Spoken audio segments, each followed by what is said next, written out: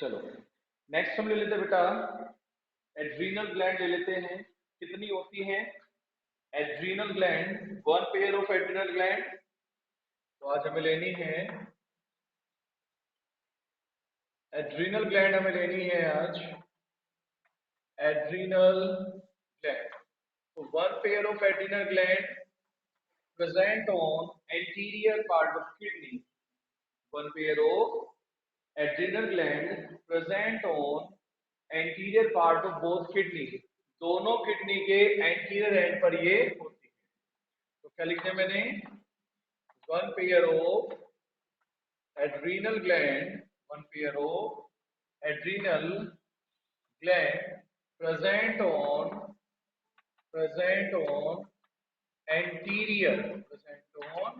anterior part of kidney। Kidney के anterior part पर ये होती है। क्लियर भाई? विजिबल है सभी को? विजिबल है सभी को? चलो जी, एड्रिनल ग्लैंड के कितने पार्ट होते हैं? अगर मैं नॉर्मल एक एड्रिनल ग्लैंड का स्केच तैयार करूं, नॉर्मल सा स्केच, ज्यादा डेकोरेटिव नहीं, सिर्फ एक स्केच, हल्का सा स्केच अगर मैं तैयार करूं इस तरीके से, ये आपके एड्रिनल ग्लैंड है।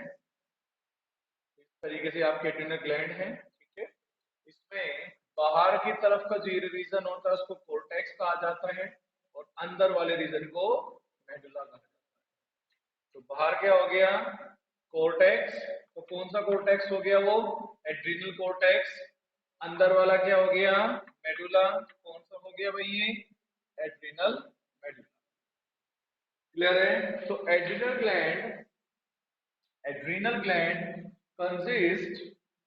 consist या divided in two parts, दो पार्ट कंसिस्ट करती हैं या दो पार्ट में डिवाइड होती है, ठीक है। पहला पार्ट कौन सा होगा? आउटर और इनर। जो आउटर पार्ट है, एक इनर पार्ट है। आउटर पार्ट को हमने क्या बोला है? Renal cortex. क्या बोला इसको हमने? रेनल, या हमने उसको क्या बोला? हमने कोर्टेक्स से लिखते हम लोग। क्या लिखते हम सीधा उसको? कोर्टेक्स लिखते हैं, या एड्रिनल, रेनल वर्ड हम अलग से नहीं लिखते। चलो, एड्रिनल कोर्टेक्स, और ये हो गया adrenal medulla. Adrenal cortex and adrenal cortex and adrenal medulla. Cortex और मेडुला। तो कोर्टेक्स हम लेके चलते बेटा। कोर्टेक्स फर्दर डिवाइड होता है कितने पार्ट्स में? कोर्टेक्स फर्दर 3 पार्ट्स में डिवाइड होता है। तीनों पार्ट के नाम आपके एनसीईआरटी ने दिए हैं, बट कौन सा पार्ट कहाँ है ये उन्होंने मेंशन नहीं किया, ठीक है। तो adrenal cortex further divided in 3 parts, और एड्रिनल मेडुला के पास एक ही है, सिर्फ एड्रिनल मेडुला ही है। एड्रिनल कोर्टेक्स बेटा, हमने एक्सक्रीटरी सिस्टम में जीएफआर पढ़ा था, ग्लोमेरुलर फिल्ट्रेशन रेट। आपने वही याद रखना है, जी एफ आर, ये तीनों याद रखने अपने। जी एफ आर, ठीक है ना। जी का मतलब होता है ग्लोमेरुलोसा, ग्लोमेरुलोसा। एफ fasciculata, and last रेटिकुलरिस। तो outermost, outer, inner and middle, ठीक है। एड्रिनल कोर्टेक्स का जो आउटर पार्ट है उसको क्या बोला है? ग्लोमेरुलोसा कहा गया है। मिडिल पार्ट को फेस्टिकुलेटा कहा गया है, और इनर पार्ट को रेटिकुलरिस कहा गया है। क्लियर है? ग्लोमेरुलोसा, ग्लोमेरुलोसा प्रोड्यूस, ये क्या प्रोड्यूस करता है? Glomerulosa produce mineralocorticoid hormone, produce mineralocorticoid mineralocorticoid hormone, तो ये मिनरलोकॉर्टिकोइड प्रोड्यूस करता है। Fasciculata produce glucocorticoid, and the last reticularius produce sex corticoid। ये एक एंड्रोजन है, सेक्स कोर्टिकोइड या एंड्रोजन हमने इसको बोल दिया है। तो एक सेक्स कोर्टिकोइड हार्मोन या एंड्रोजन हार्मोन ही प्रोड्यूस करता है। तो glomerulosa produce mineralocorticoid, fasciculata produce glucocorticoids, and the last reticularis produce sex corticoid या एंडोजेनिक या एंड्रोजन हार्मोन। क्लियर?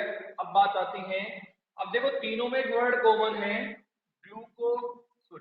कोर्टिकोइड्स। कौन सा वर्ड कॉमन है? कोर्टिकोइड्स। इसलिए जो एड्रिनल कॉर्टेक्स है ये क्या प्रोड्यूस करती है? ये कोर्टिकोइड हार्मोन प्रोड्यूस करती है, जिनको कलेक्टिवली कोर्टिकोइड कहा जाता है। तो एड्रिनल कॉर्टेक्स क्या प्रोड्यूस करती है भाई? ये प्रोड्यूस कोर्टिकोइड। तो ये कोर्टिकोइड हार्मोन प्रोड्यूस करती है, इनको कलेक्टिवली क्या बोला गया है? कोर्टिकोइड कहा गया है। क्लियर हो गया? तो adrenal cortex produce corticoid hormone. तीन टाइप के हार्मोन हो गए हैं ये, मिनरलोकॉर्टिकोइड, ग्लूकोकोर्टिकोइड एंड सेक्स कोर्टिकोइड। अब बात आती है एड्रिनल मेडुला के पास। अभी तक तुम कॉर्टेक्स की बात कर रहे थे, अब लेते हैं मेडुला। बेटा जो एड्रिनल मेडुला है, एड्रिनल मेडुला है, ये क्या प्रोड्यूस करती है बेटा? ये क्या प्रोड्यूस करती है भाई? ये प्रोड्यूस क्या करेगा भाई? एड्रिनल ग्लैंड है, तो यहां पर एंजाइम या हार्मोन कौन सा आएगा? एड्रेनलिन हो गया या एपिनेफ्रिन हो गया। एड्रेनलिन या एपिनेफ्रिन। दूसरा क्या होता है? नॉर एड्रेनलिन और नॉर एपिनेफ्रिन।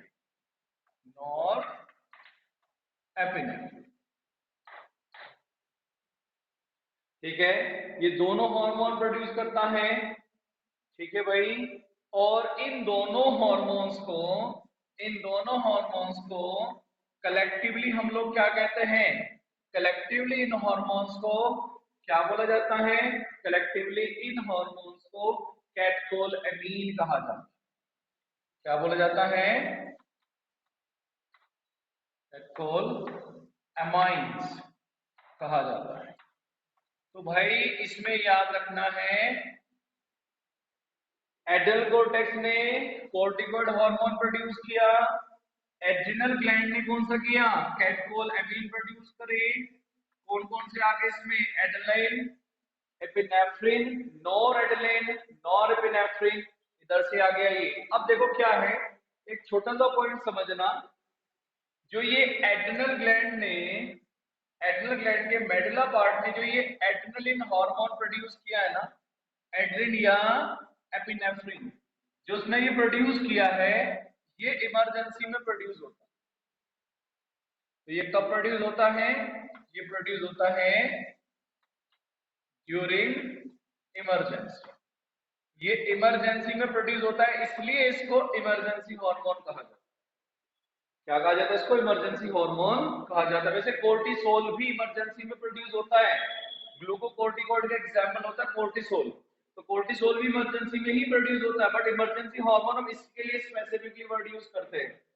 तो एड्रेनलिन या एपिनेफ्रिन ड्यूरिंग इमरजेंसी ये प्रोड्यूस हो रहा है, जबकि नॉर एड्रेनलिन और नॉर एपिनेफ्रिन ये कब होता है? ड्यूरिंग नॉर्मल कंडीशन प्रोड्यूस होता है।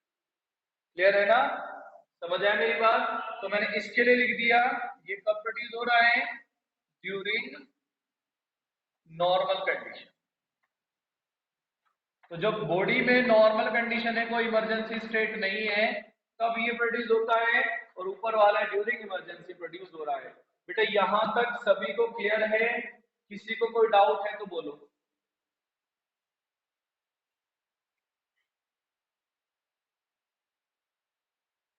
अब हम लोग एक एक पार्ट उठाएंगे।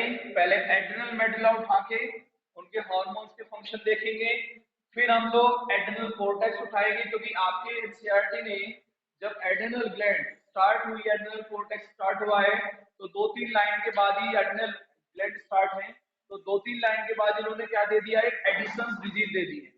क्या दी है? एडिशंस डिजीज दी है। तो पहले हम लोग इन हार्मोन्स के फंक्शन पढ़ेंगे, उसके बाद उस डिजीज पे आएंगे। क्लियर है? तो पहले एड्रिनल ग्लैंड में हम लोग पढ़ लेते हैं एड्रिनल मेडुला, जो कि क्या कर रहा है, जो कि एड्रिनल ग्लैंड का मिडिल पार्ट या इनर पार्ट तैयार करती है।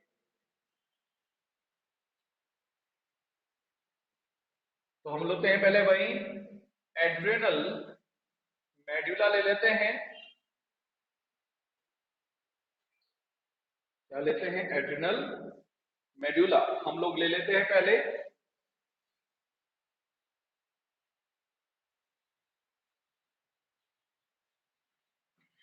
चलो, एड्रिनल मेडुला हम लोग लेते हैं। तो पहले हमने ले लिया है, आपके एनसीईआरटी के अकॉर्डिंग चलते हैं।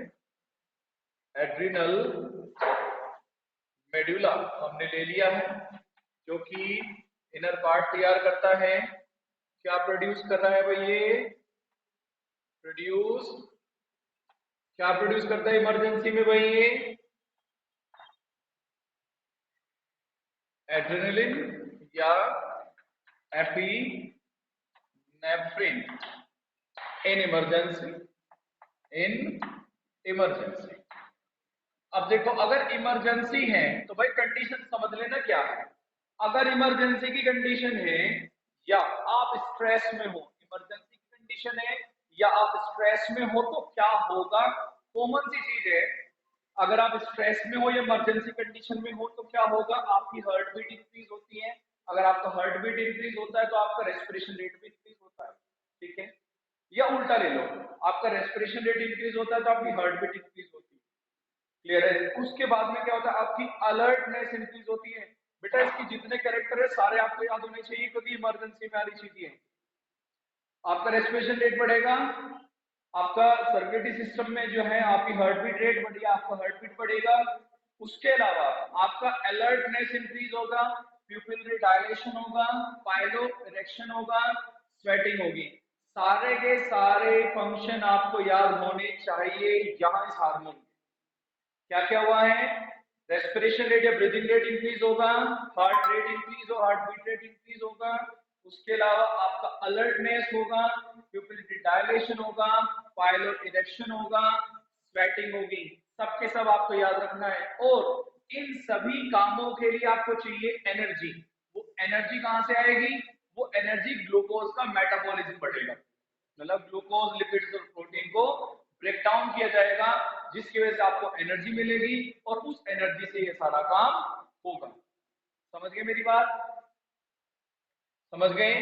इसलिए इस हार्मोन के लिए हम लोग एक वर्ड यूज करते हैं कि आपने 10th में पढ़ा होगा, 3F हार्मोन भी इसको हम लोग कहते हैं।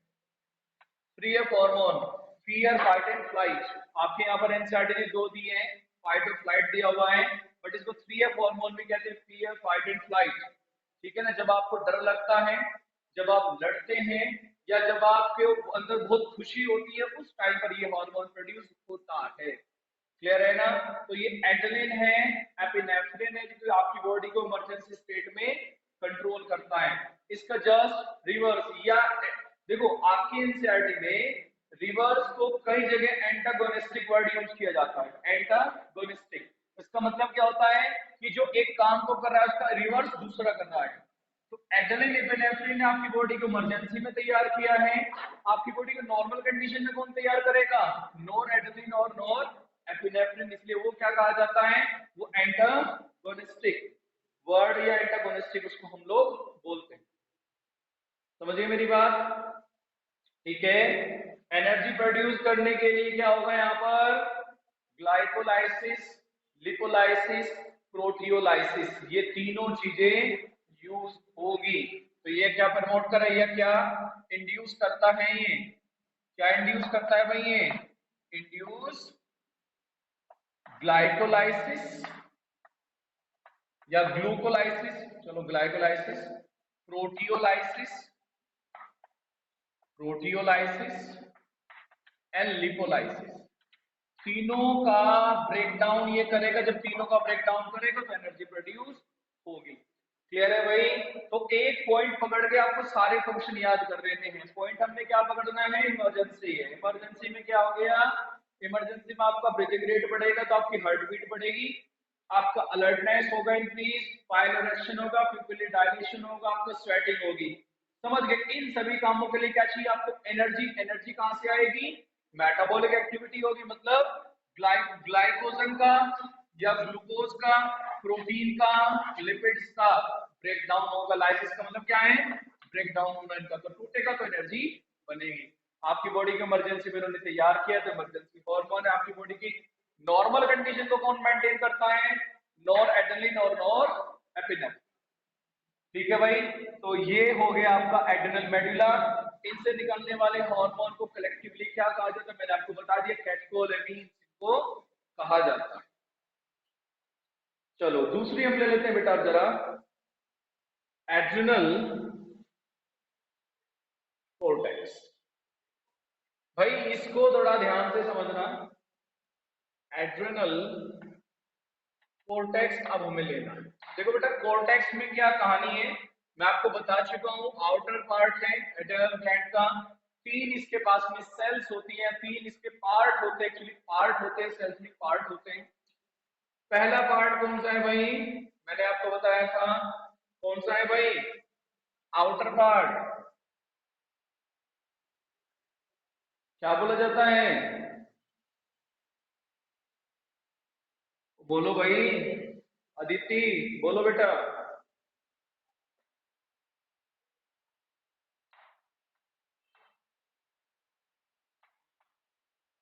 ग्लोमेरुलोसा इसको कहा जाता है। क्या बोला जाता है भाई इसको? ग्लोमेरुलोसा सबसे ऊपर है। ये क्या प्रोड्यूस करता है? Produce produce mineralocorticoid.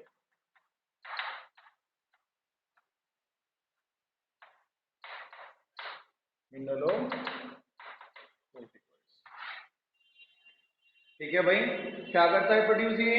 ये मिनरलोकॉर्टिकॉइड से प्रोड्यूस करता है। अब फंक्शन पे आ जाओ। मिनरलोकॉर्टिकॉइड का एक एग्जांपल होता है, इसका मेन एग्जांपल क्या है मिनरलोकॉर्टिकॉइड का भाई? एल्डोस्टेरोन। कौन है भाई? एल्डोस्टेरोन। तो मिनरल कोर्टिकोइड का मैंने क्या लिख दिया? मिनरल कोर्टिकोइड का मैंने एक एग्जांपल लिख दिया। कौन है भाई वो? एल्डोस्टेरोन है। और एल्डोस्टेरोन का इफेक्ट आप पढ़ चुके। क्या करता है ये? क्या करता है भाई ये? Reabsorption, reabsorption of water and sodium, reabsorption of water and sodium, and excretion of potassium and phosphate ion, potassium and phosphate ion। ठीक है भाई? समझ आया मेरी बात भाई? एलिमिनेशन करता है, किसका एलिमिनेशन करता है भाई? ये एलिमिनेशन करेगा आपका ये पोटेशियम का और फॉस्फेट आयन का। ये एक्सक्रीशन करता है या उसका एलिमिनेशन करता है? भाई कहानी समझ आ गई है? क्लियर हो गया भाई? अब देखो हुआ क्या है, ये ये सारे क्या हैं? आयंस है। तो कुल मिला के एल्डोस्टेरोन ने क्या किया?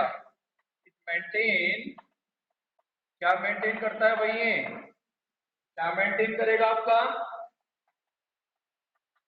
Ionic balance, osmotic pressure, blood pressure and body fluid volume. सब कुछ किया इसने।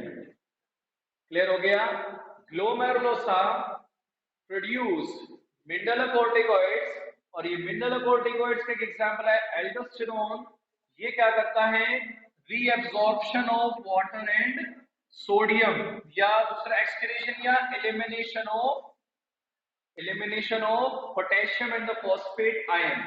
ठीक है, इस वजह से क्या हुआ है, इस वजह से क्या होगा, उसको हमने क्या लिखा कि एल्डोस्टेरोन ने या मिनरल कोर्टिकोइड ने क्या मेंटेन किया, आपका आयोनिक बैलेंस मेंटेन किया, ऑस्मोटिक प्रेशर मेंटेन किया बॉडी का, ब्लड प्रेशर मेंटेन किया और बॉडी फ्लूइड वॉल्यूम को मेंटेन किया। तो ये सारे फंक्शन किसके हो गए भाई, ग्लोमेरुलोसा से निकलने वाले मिनरल कोर्टिकोइड, जिसका एक एग्जांपल है एल्डोस्टेरोन। ठीक है, तो ये हो गया ग्लूकोकोर्टिकोइड्स। अब हम दूसरा लेते हैं, सॉरी ग्लोमेरुलोसा का मिनरल कोर्टिकोइड्स हो गया ये। अब हम लेते हैं दूसरा पार्ट, ग्लोमेरुलोसा के बाद दूसरा कौन सा था भाई, जीएफआर था ना। तो अब लेते हैं हम लोग फेसिकुलाटा। तो जोना फेसिकुलाटा,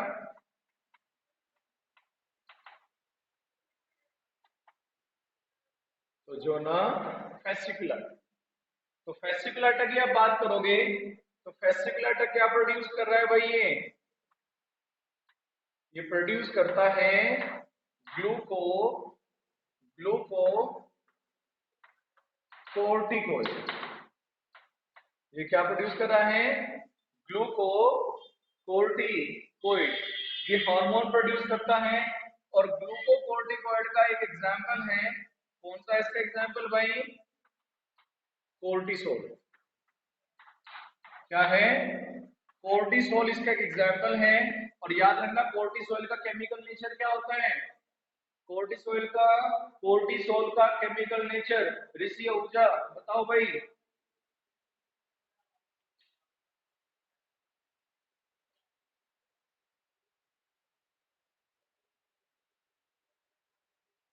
भैया ऊर्जा जी है क्लास में, कोर्टिसोल का केमिकल नेचर बताओ क्या है।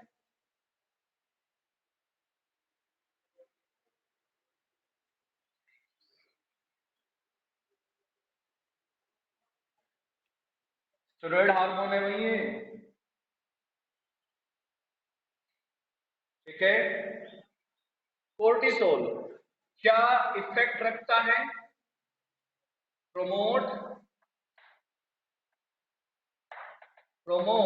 क्या प्रमोट करता है, लिपोलाइसिस प्रोटियोलाइसिस। क्या करता है भाई ये, लिपोलाइसिस, प्रोटियोलाइसिस एंड ग्लूकोनियोजेनेसिस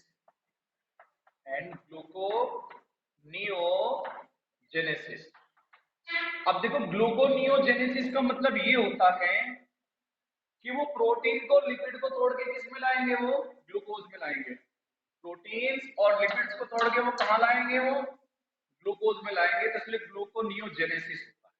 तो पहले में क्या आ गया, ग्लूकोनियोजेनेसिस, लिपोलाइसिस एंड प्रोटियोलाइसिस। इसके बाद इनहिबिट्स सेलुलर अपटेकिंग, क्या करता है ये, inhibits cellular uptaking and utilization of amino acids।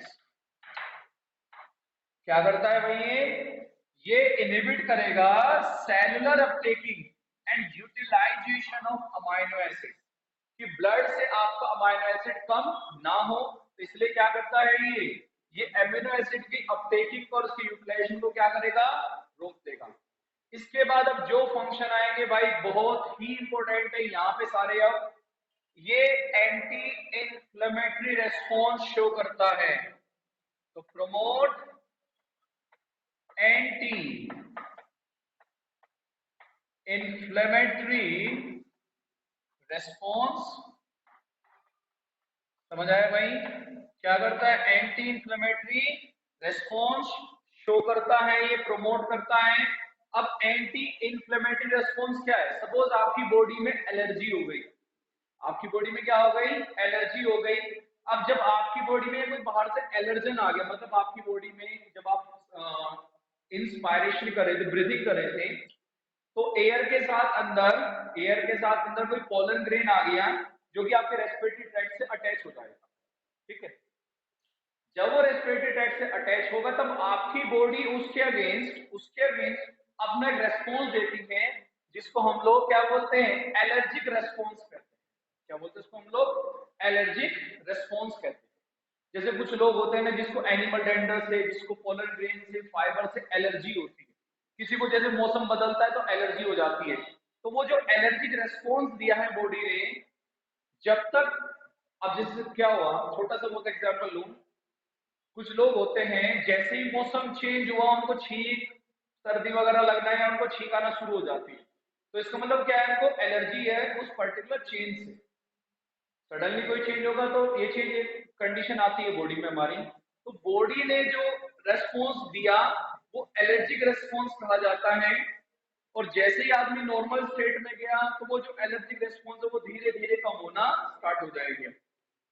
तो एंटी इन्फ्लेमेटरी रेस्पॉन्स का मतलब यहाँ पर क्या है कि यहाँ पर जो एंटी एलर्जिक जो रेस्पॉन्स बॉडी दे रही थी या जो एलर्जिक रेस्पॉन्स बॉडी कर रही थी उसका एंटी कर देना, उसको दबा देना कुछ टाइम के बाद।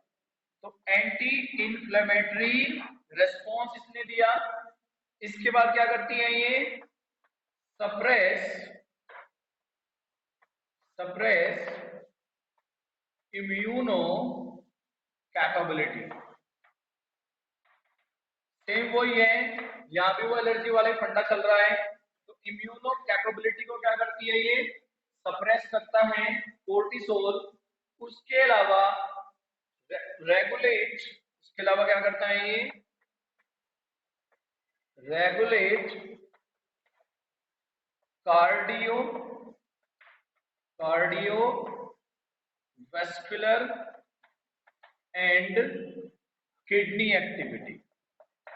कार्डियोवेस्कुलर एंड किडनी एक्टिविटी को क्या करता है ये, रेगुलेट करता है। उसके अलावा प्रमोट करता है आरबीसी प्रोडक्शन।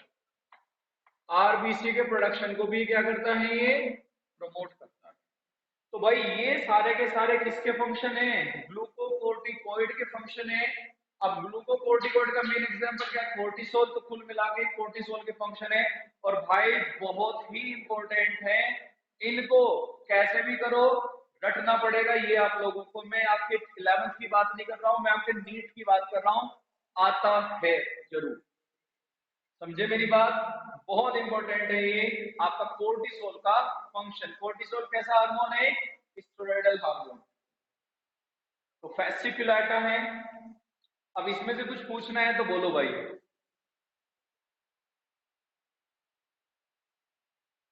किसी को कुछ पूछना है बोलो। अब देखो दो चीज हमने पढ़ी है, पहले पढ़ा हमने ग्लोमेरुलोसा जो कि क्या प्रोड्यूस करता है, मिनरलोकोर्टिकोइड, हमने उसके फंक्शन पढ़े। दूसरा हमने पढ़ा फेसिकुलाटा जो कि ग्लूकोकोर्टिकोइड बना रहा है, इसके हमने फंक्शन पढ़ लिए सारे। अब आपकी एनसीईआरटी ने जहां पर एड्रेनल ग्लैंड स्टार्ट है ना बेटा, वहीं पर उन्होंने डिजीज दी है एडिसन डिजीज। अब एडिसन डिजीज क्या है, एडिसन डिजीज ये है कि अगर फेसिकुलाटा और ग्लोमेरुलोसा, फेसिकुलाटा और ग्लोमेरुला से निकलने वाला हार्मोन, फेसिकुलाटा और ग्लोमेरुलोसा से निकलने वाला हार्मोन अगर अमाउंट में कम हो जाए या कोई डिफेक्ट हो जाए इन दोनों पार्ट में, तो इनसे निकलने वाले हार्मोन में डिफेक्ट आ जाएगा। कुल मिला के उनके फंक्शन में भी क्या आ जाएगा, डिफेक्ट आ जाएगा। तो एडिसन डिजीज को सिंपल वे में समझना ये है कि ग्लोमेरुलोसा और फेसिकुलाटा वाले पोर्शन में किसी में डिफेक्ट आ गया है, जिसकी वजह से उनसे निकलने वाला हार्मोन भी कम अमाउंट में निकलना बंद हो गया है। और जब कोई हार्मोन कम निकलता है या नहीं निकलता है, उसका इफेक्ट आपको सीधा सा दिखाई देता है। तो आपके रिसर्च ने जो दो ही लाइन में एडिशन डिजीज को एक्सप्लेन कर दिया है कि कौन से हार्मोन के, भाई एड्रेनल कोर्टेक्स से निकलने वाला हार्मोन कम निकलता है या बंद हो जाता है, जिसकी वजह से आपको वीकनेस होती है, फटीग कंडीशन आ जाती है, उसको एडिशन डिजीज। तो मैंने आपको पूरे अच्छे तरीके से बता दिया एडिशन डिजीज क्या है, डिफेक्टिव है या एड्रेनल कोर्टेक्स के ग्लूकोकोर्टिकोइड्स और मिनरल कोर्टिकोइड हार्मोन निकलना बंद हो गया या कम हो गया, जिसकी वजह से उनका अपना पर्टिकुलर फंक्शन नहीं हुआ, तो आपकी बॉडी में डिफेक्ट आ गया। क्लियर हो गया एडिशन डिजीज? ईशानी बेटा समझ आ गया एडिशन डिजीज कैसी होती है, क्या होता है उसमें? बेटा किसी को कोई डाउट है तो बताओ। जानवी आई है आज?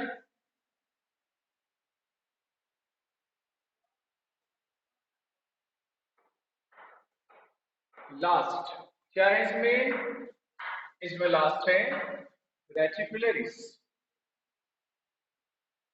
इसमें जो लास्ट है कौन सी बनेगी भाई आपकी? ये रेटिकुलरिस बनेगी। तो लास्ट हम लोग ले लेते हैं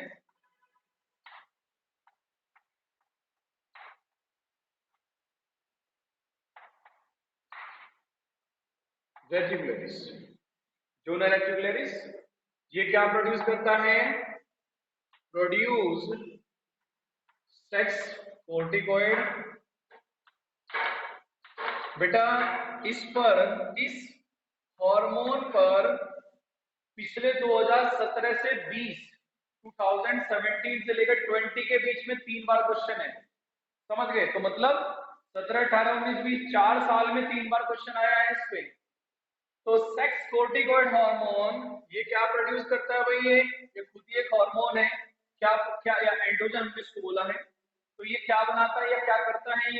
ये ह्यूमंस में ड्यूरिंग प्यूबर्टी एक्साइल और प्यूबिक हेयर्स की ग्रोथ को प्रमोट करता है। क्लियर है?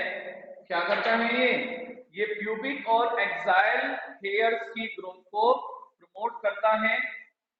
क्लियर हो गया भाई कहानी? आपकी एनसीईआरटी में जहां ये दिया है सबसे नीचे की लाइन, जहां पर एड्रिनल ग्लैंड खत्म है ना, वहां पे नीचे की 2 लाइन में इसका फंक्शन दिया हुआ है, और दोनों वो पूरी लाइन अच्छे से याद रखना, बहुत इजी है। क्या करता है ये ग्रोथ कराता है किसकी? एक्साइल और प्यूबिक हेयर ड्यूरिंग प्यूबर्टी, या प्यूबर्टी के दौरान या प्यूबर्टी में एक्साइल और प्यूबिक हेयर की ग्रोथ को प्रमोट करता है, इसको रेगुलेट करता है। ये रेटिकुलरिस का फंक्शन।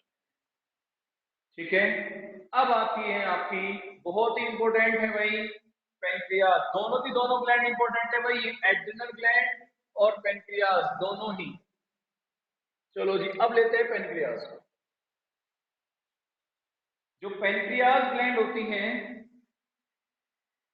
पेनक्रियास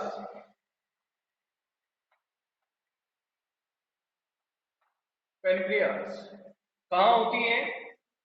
बिटवीन या बिलो, किसके नीचे है? स्टमक के नीचे है। लार्ज इंटेस्टाइन के कोलन के ऊपर है, इसका मतलब किसके बीच में है? ये स्टमक और लार्ज इंटेस्टाइन के बीच में है। सी शेप डिओडेनम के साथ ही अटैच है हेपेटोपैनक्रियाटिक डक्ट की हेल्प। तो pancreas an example of heterocline gland. क्या होती है ये हेट्रोक्राइन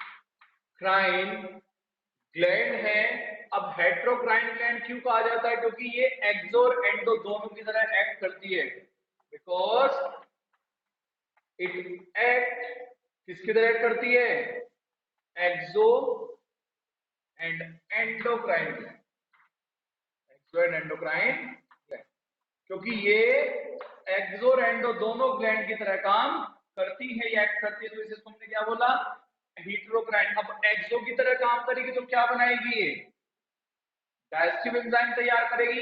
अब एंडोक्राइन करेगी तो क्या काम करेगी फिर भाई? ये आपका क्या बनाएगी? हॉर्मोन्स। अब जो एंडोक्राइन पार्ट है 1 to 2%,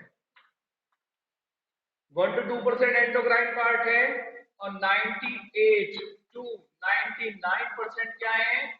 एक्सोक्राइन पार्ट। अब इसमें कितना है भाई? इसमें क्या आता है? इसमें आता है 1 to 2 मिलियंस, 1 to 2 मिलियंस क्या आता है भाई? Islet of Langerhans. तो क्या है भाई इसमें?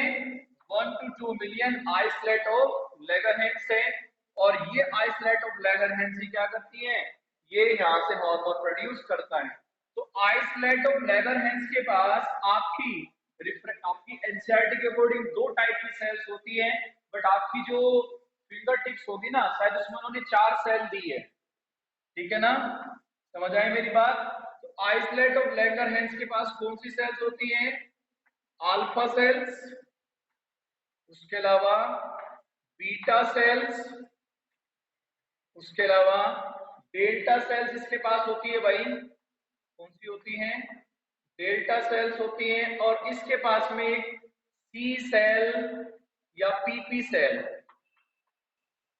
पीपी सेल्स, पैनक्रिएटिक पॉलीपेप्टाइड या पेप्टाइडेज सेल इसको हम लोग कहते हैं। तो पीपी सेल है, डेल्टा सेल हो गई, डेल्टा सेल क्या प्रोड्यूस कर रही है, प्रोड्यूस सोमैटोस्टैटिन, ये सोमैटोस्टैटिन प्रोड्यूस, सोमैटोस्टैटिन हमने पढ़ा था, हाइपोथैलेमस भी बनाती थी इसको, तो ये सोमैटोस्टैटिन बनाती है यहाँ पर। उसके अलावा PP cell pancreatic polypeptide cell है, तो पैनक्रिएटिक पॉलीपेप्टाइडेज बनाती है। तो प्रोड्यूस पैनक्रिएटिक पॉलीपेप्टाइडेज एंजाइम ये तैयार करती है, जो कि अपना काम स्टमक में या इंटेस्टाइन में दिखाता है। तो ये तुम्हारे काम की नहीं है, डेल्टा और पीपी, इसको लेते हैं। अल्फा सेल्स ये क्या प्रोड्यूस करता है भाई, ये प्रोड्यूस ग्लूकागन ये प्रोड्यूस करता है, जबकि बीटा सेल्स क्या प्रोड्यूस करती हैं, प्रोड्यूस इंसुलिन, ये इंसुलिन प्रोड्यूस करती है। और बेटा इन दोनों का केमिकल नेचर, क्या है, पेप्टाइड हार्मोन, ये दोनों के दोनों ही क्या है, ये दोनों के दोनों ही पेप्टाइड हार्मोन है। कल भी मैंने आपको बताया था, क्या बताया था कल मैंने आपको, कल मैंने आपको बोला था कि थायराइड के बाद या पैराथायराइड जो हार्मोन है उसके ऊपर कौन सा था, थायरोकैल्सिटोनिन, थायरोकैल्सिटोनिन हार्मोन का नेचर आपकी एनसीईआरटी के अकॉर्डिंग प्रोटीन है। तो थायरोकैल्सिटोनिन हार्मोन के बाद जितने भी हार्मोन आएंगे सबका केमिकल नेचर आपको याद होना चाहिए, समझे मेरी बात, सबका केमिकल नेचर आपको याद होना चाहिए, जरूरी है। तो ये दोनों कैसे हार्मोन है, पेप्टाइड हार्मोन है, ग्लूकागन और इंसुलिन।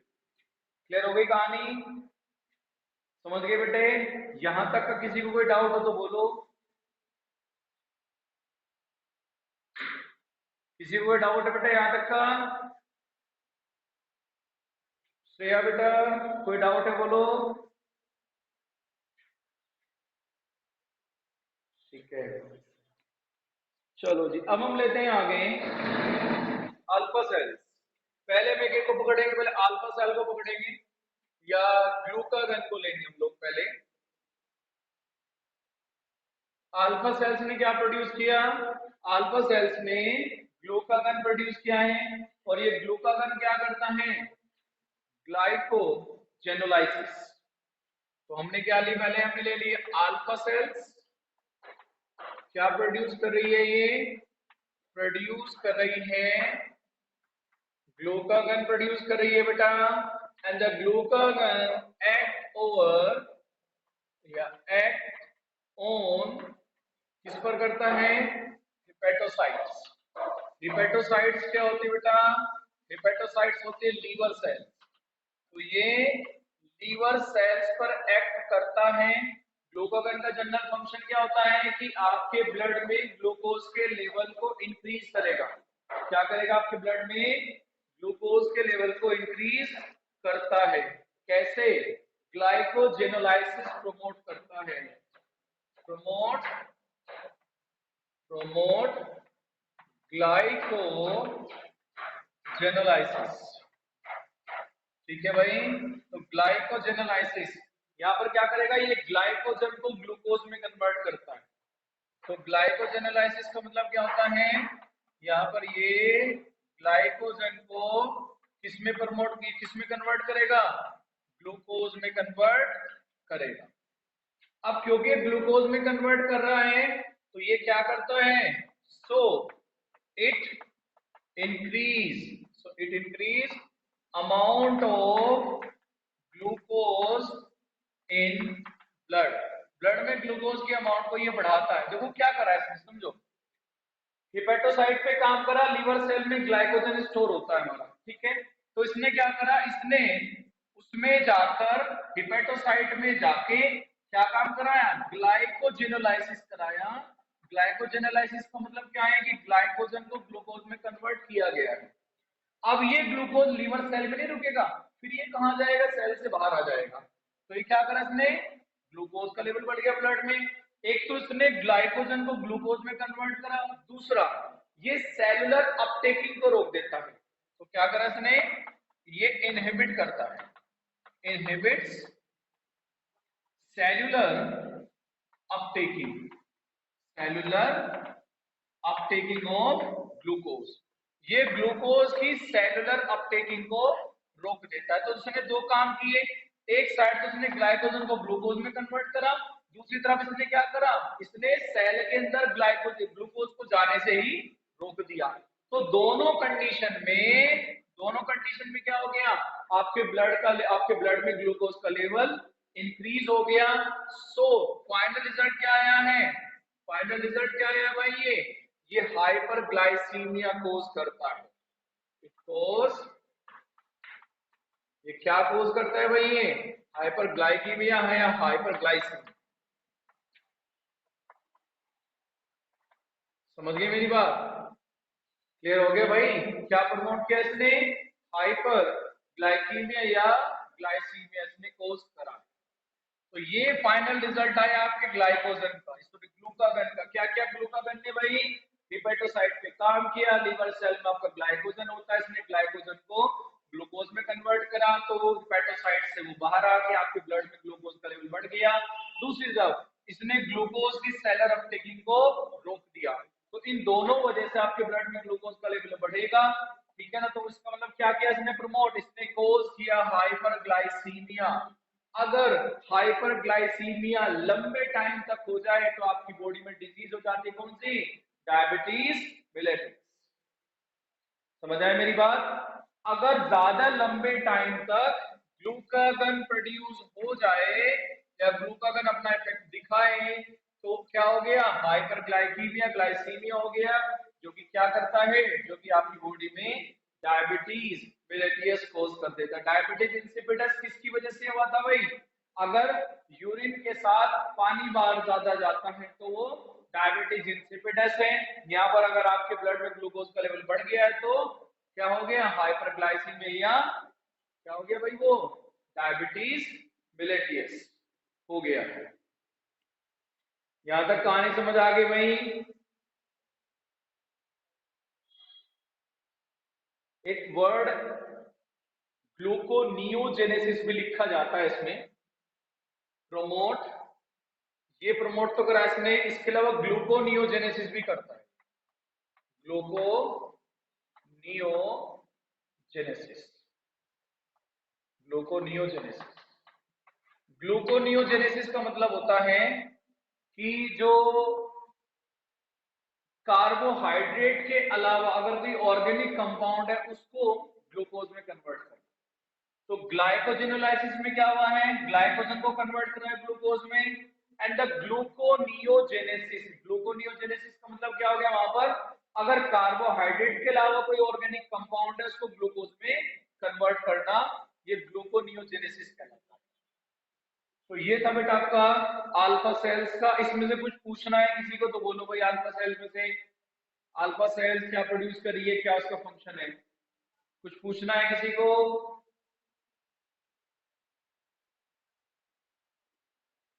चलो जी, अब आते हैं हम लोग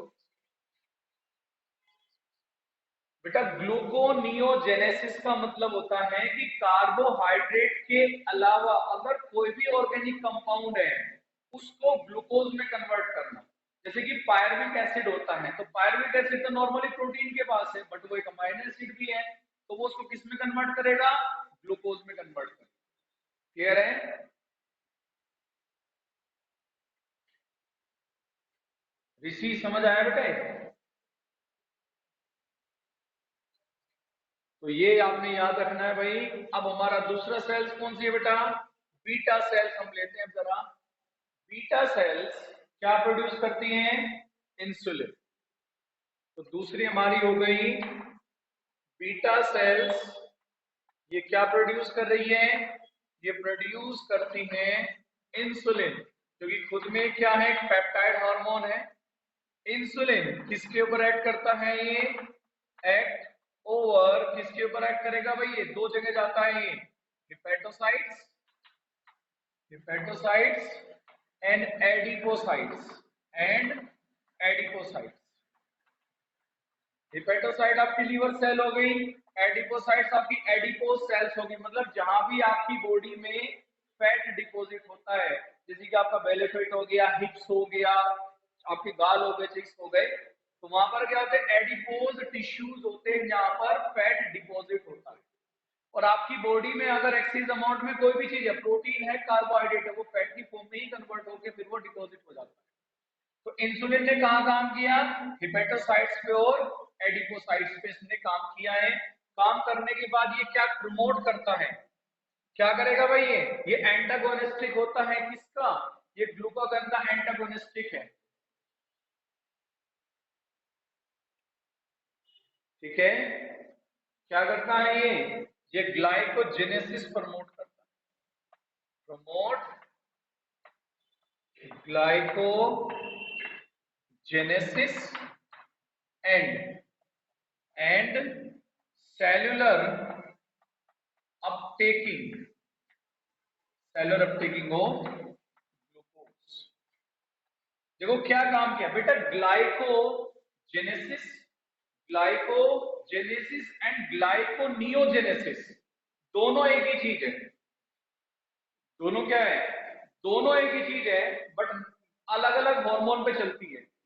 तो ग्लाइको नियोजेनेसिस के, सॉरी, ग्लूकोनियोजेनेसिस का मतलब क्या है? ग्लूकोनियोजेनेसिस का मतलब होता है ग्लूकोज बनेगा किसी दूसरे ऑर्गेनिक कंपाउंड से, ठीक है।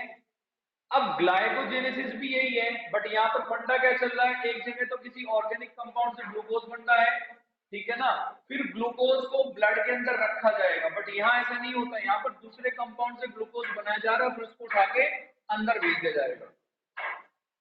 तो प्रोमोट ग्लाइकोजेनेसिस, या पहले ऑर्गेनिक कंपाउंड से ग्लूकोज बनाया, फिर ग्लूकोज को ग्लाइकोजन में कन्वर्ट करा, कहां पे ले जाके?